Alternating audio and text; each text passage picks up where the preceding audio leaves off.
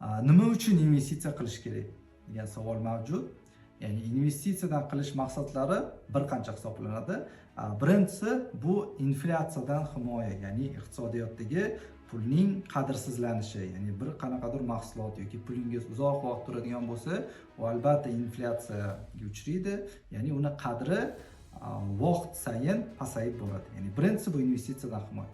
Keyingisi bu passiv daromad manbai. Investitsiyaning asosiy maqsadlaridan biri ham bu uzoq muddatli, ya'ni passiv daromadni manbai uchun investitsiya qilish.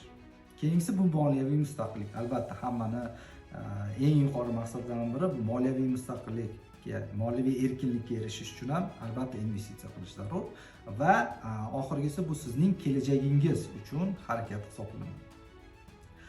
To'g'ri investitsiya sizni himoya qiladi, mustaqil hayot sari olib boruvchi kalit hisoblanadi.